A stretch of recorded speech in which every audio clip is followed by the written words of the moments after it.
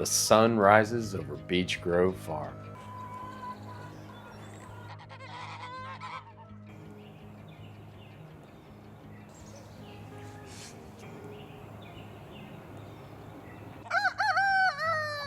And for Grant Scalf, it couldn't be a more beautiful scene. There's something heroic about the morning. The sun's coming up. The chickens are really excited to get out and forage. The farm sounds, you got the roosters crowing, the geese are honking. And so yeah, just coming and communing with the animals. The beauty of farming is every day is a little bit different.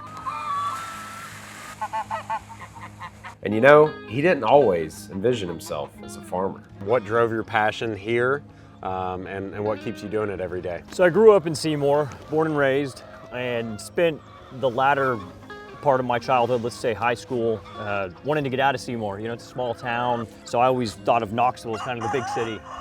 So I went to school at the University of Tennessee and bought my first home in Knoxville, my second home in Knoxville, and thought that that was the life for me. And I guess I made a bit of a turn at some point, you know, around 2015, where I saw the smaller town, the slower life, the agrarian type lifestyle, if you will, was much more fitting lifestyle for me, and I wanted to get back.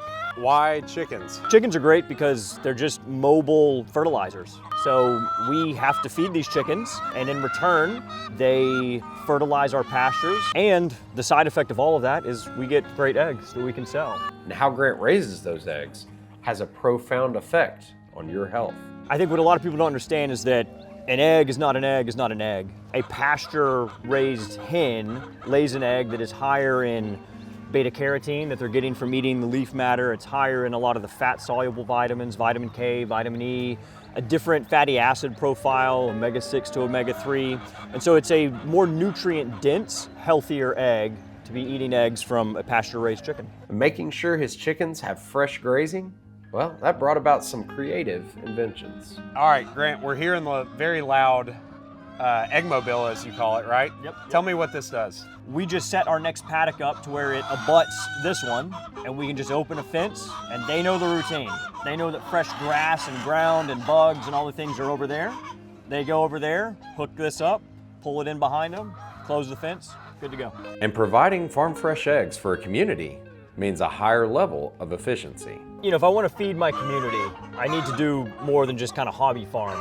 And so I need to carry enough laying hens to actually make a meaningful dent in feeding my community. So this is one aspect of that.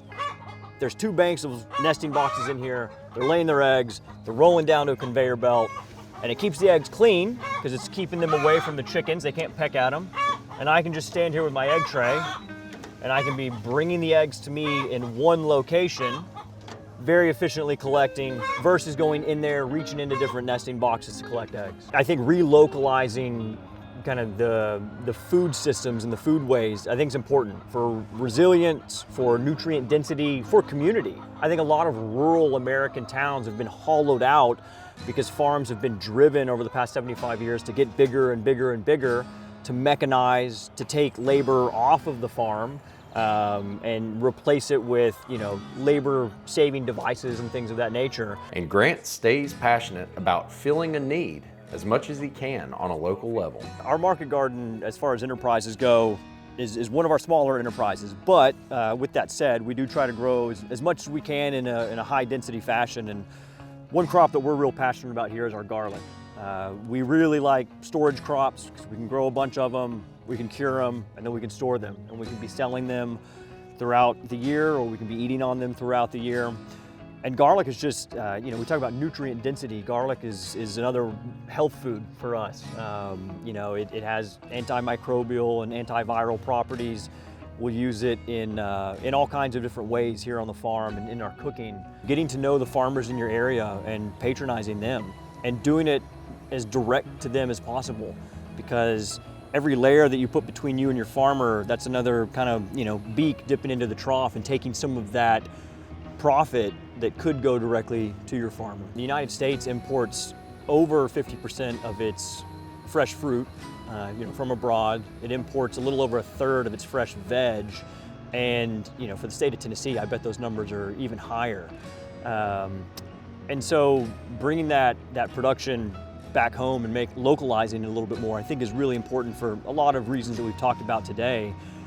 But the way you do that is we've got to kind of stem the bleeding that is farmland getting turned into housing and development, which again, people need a place to live, but I think we could do it more strategically, and we could just have a little bit more wisdom with that, because once you take a piece of agricultural land out of production, it rarely, if ever, goes back to agricultural land, at least not any meaningful time scale to you and I or our children. And I joke with people all the time, I could do this for the next 50 years and I will be learning every single season from then on. So here's to the next 50 years of success at Beech Grove Farm.